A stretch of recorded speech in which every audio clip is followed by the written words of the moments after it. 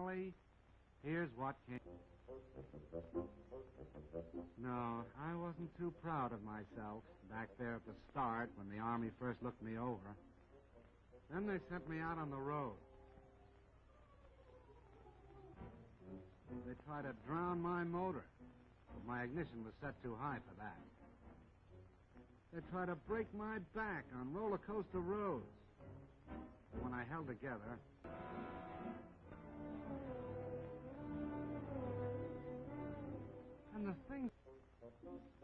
and it was lucky that I wasn't any bigger than 11 feet long and 5 feet wide and 3 feet high. Because when the outfit took to the air, they expected me to go right along with them.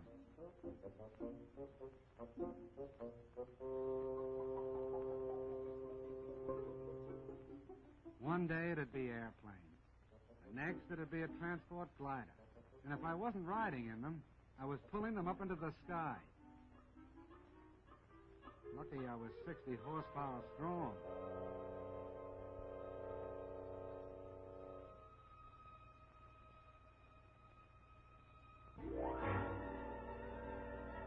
The Army was getting tougher, preparing itself for the big offensives that were coming.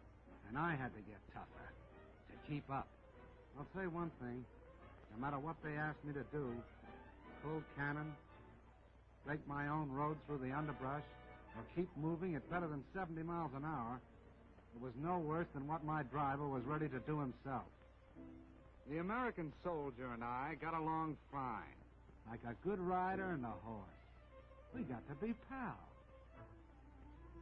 But even so, I had my doubts. Most of the machines around me had proved themselves in battle.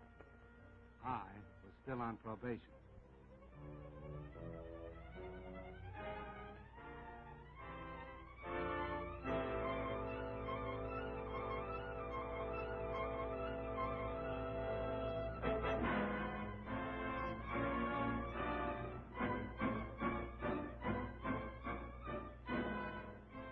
I did about everything a machine could do to stick with that Army.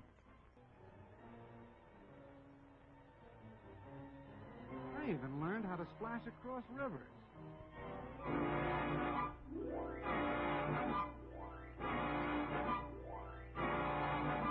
With a boat arrangement built around my middle, but I didn't know yet whether I was accepted until all of a sudden I found myself in mass production. It meant only one thing.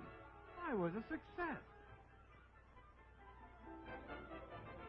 I was getting turned out one every 2 minutes. 30 jeeps an hour. What do you think of that? All of a sudden, I found that I was a popular kind of character. I was marching right up there in front of Washington, D.C. itself. I was a success. I went sightseeing in Egypt.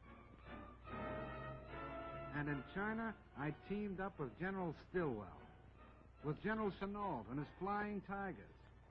I kept from freezing up in Alaska and from boiling down in Timor. I traveled with General MacArthur in New Guinea. I was a success. I hobnobbed with famous people like Wendell Willkie.